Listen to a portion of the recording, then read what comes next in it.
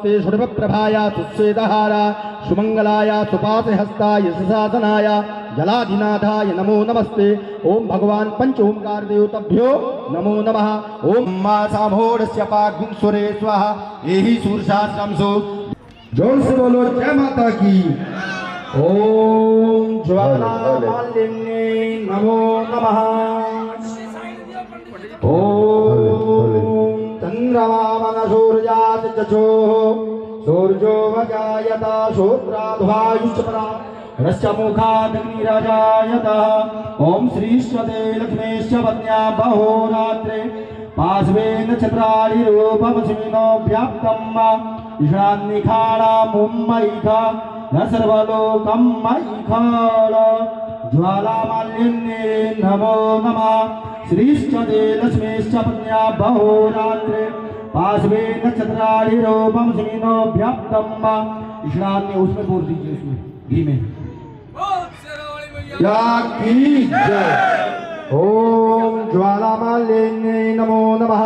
ओम श्रीश्चते लक्ष्मीश्च पत्न्या बहोरात्रे पार्श्वेन छत्राणि रूपमस्मिनो व्याप्तम् ईशान्निखाणा मुम्मैखा न सर्वलोकं मैखाण। ओम जय माता की, जय माता की, जोर से बोलो जय माता की, सारे बोलो जय माता की, जोर से बोलो जय माता की, सारे बोलो जय माता की, मिलके बोलो जय माता की। जयकारा शेरावाली का बोल।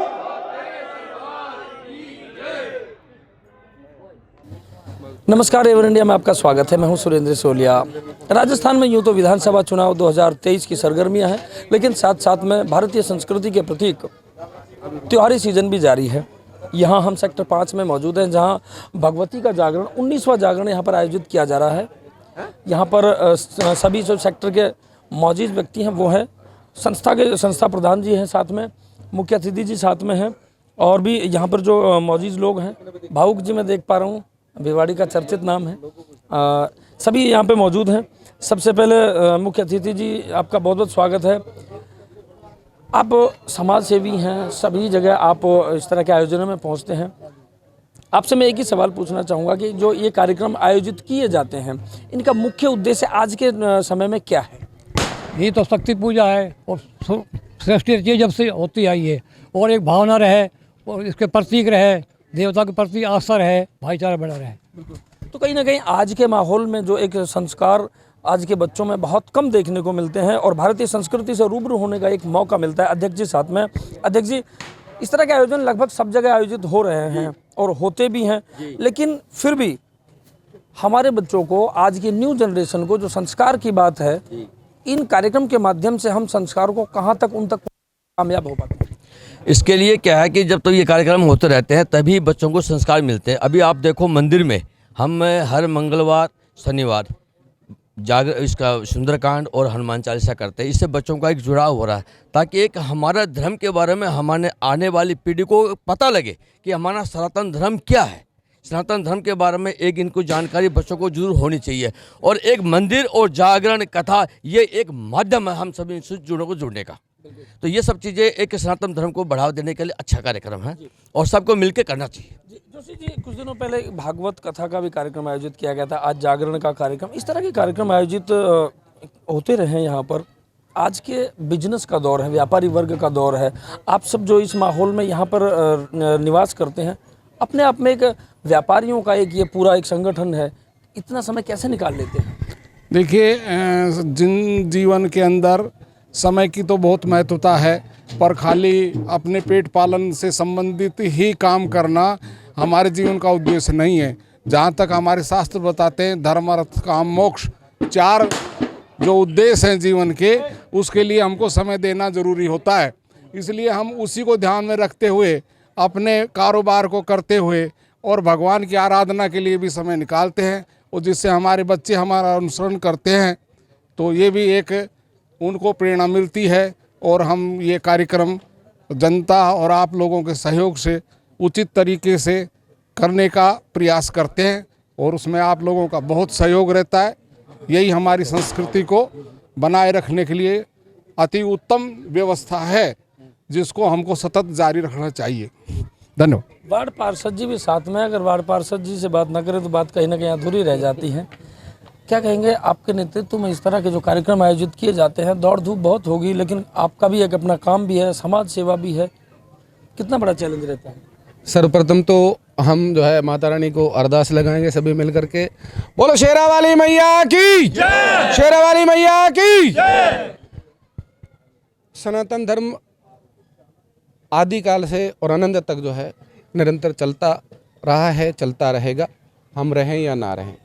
हमारे जो पूर्वजों ने हमें जो सिखाया, उन्हीं सिद्धांतों को हम जो है आगे बढ़ाने की प्रेरणाओं को लेकर के चल रहे हैं, और हम प्रयास में हैं कि हमारे आने वाली पीढ़ियां भी इसी तरह से जो है हमसे सीख लें, जैसे हमने अपने बुजुर्गों से ली है, और उसी तरह से आगे की व्यवस्थाओं को संभालने की प्रक्रिया रहे हैं। यही हमारा ध्येय है, यही हमारा उद्देश्य है। सनातन धर्म सदैव रहेगा, हम रहें या ना रहें। और जो सेक्टर ने जो मुझे सौभाग्य दिया है हम दोनों पति पत्नी को, तो मैं बड़ा सौभाग्यशाली हूँ कि भाई मुझे सेवा का मौका दिया गया है, और मैं निरंतर जो है अपना 100% जो है प्रयास करता हूँ कि मैं इनकी सेवा में हमेशा तत्पर रहूँ और रहूँगा।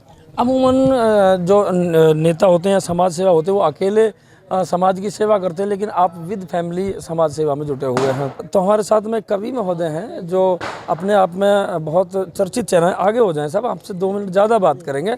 आ जाइए, आप भी आ जाइए। कहीं ना कहीं हमारे जो संस्कार हैं, बेशक आज वो इन कार्यक्रमों के माध्यम से हम संस्कारों की बात ज़रूर करते हैं, लेकिन कहीं ना कहीं जो संदेश हम देना चाह रहे हैं वो दे नहीं पा रहे हैं, क्योंकि सब कुछ व्यापारी स्टाइल में एक तब्दील हो गया है, सभी चीज़ों का कॉमर्शलाइजेशन हो गया है।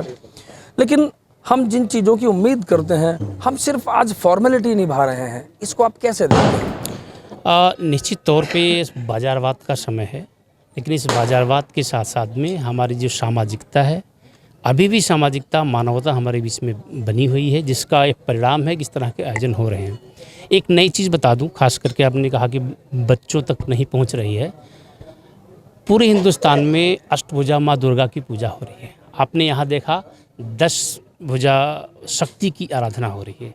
इस शक्ति की आराधना का प्रचलन कब से शुरू हुआ, क्यों शुरू हुआ, मैं इस पर 2 शब्द बताना चाहता हूँ।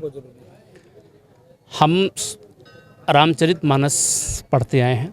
रामचरितमानस में एक उल्लेख आता है कि भगवान श्री राम ने रामेश्वरम में शिव की आराधना की थी लंका पर विजय प्राप्ति के लिए। बंगला अपना जो भाषा है, बंगला भाषा में एक कृतिवास रामायण होता है। कृतिवास रामायण में ये एकदम इसके विपरीत है। वहाँ पर है कि भगवान रामचंद्र जी ने शक्ति की आराधना की थी लंका पर विजय प्राप्त करने के लिए। तो वहीं से यह आप देखेंगे कि बंगाल का क्षेत्र, पूर्वी बिहार का क्षेत्र, अब कुछ पार्ट झारखंड का भी है, जहाँ पर 10 भुजा शक्ति की आराधना की जाती है। और अभी तक हमने बचपन से जो है, हम तो चूँकि हम अयोध्या के रहने वाले हैं, तो हमारे क्षेत्र में अष्टभुजा माँ दुर्गा की पूजा की जाती है। बाबू जी, लगभग यूँ तो देखिए, हम सनातन धर्म के धर्म ग्रंथ महापुराणों पे कितनी भी बात करें तो समय बहुत कम पड़ जाएगा, लेकिन आज के माहौल की हम बात करें, जिस तरीके से हम ये कार्यक्रम आयोजित करते हैं, अच्छी बात है। त्योहारी सीजन है, कहीं ना कहीं माइंड डाइवर्ट होता है, जो दिन भर की बॉदरेशन और लेन देन और ऊपर नीचे का उठापटक और व्यापार का उठापटक, जो कहीं ना कहीं आम आदमी को एक तरीके से हिम्मत तोड़ देता है, तो कहीं ना कहीं यहाँ से वो ऊर्जा मिलती है। लेकिन इनका जो स्वरूप बदला है, कम शब्दों में मेरी बात को आप समझ सकते हैं, इनका जो स्वरूप बदला है, उस स्वरूप का कितने घातक परिणाम हमारे समाज में आ रहे हैं? मैं ये कह रहा हूँ कि आप नई जनरेशन को चाहे जिस विधा में शिक्षित करें, चाहे कॉन्वेंट कल्चर में ले जाएं और चाहे गुरुकुल शिक्षा में ले जाएं, आप कितने भी विद्वान हो जाएं, चलते चलते अगर आपके पैरों में, अंगूठे में ठेस लगती है तो तुरंत आपकी जो पीड़ा मन से निकलती है, हे राम आती है। तो ये जो हे राम, हे माँ, हे दुर्गा है, यही हमारे सनातन का मूल है। और जब तक यह आह अंदर से निकलती रहेगी इस रूप में, तब तक सनातन धर्म हमारा चलता रहेगा। तो यही पहचान है सनातन धर्म की। बेशक ये एक जरिया हो सकते हैं, माध्यम हो सकते हैं, लेकिन ये ज़रूर है कि सनातन धर्म की अपनी एक पहचान है, जिस पर चर्चा समय समय पर होते रहना चाहिए, क्योंकि आज का तकनीकी का दौर है। तकनीकी के दौर में आज की जो मेमोरी है वो बहुत शॉर्ट हो गई है, लोगों की जो याद रखने की क्षमता है वो बहुत कम हो गई है। इसलिए इस तरह के कार्यक्रमों का आयोजन होना बहुत ज़रूरी है। लगातार बने रहिए एवन इंडिया के साथ।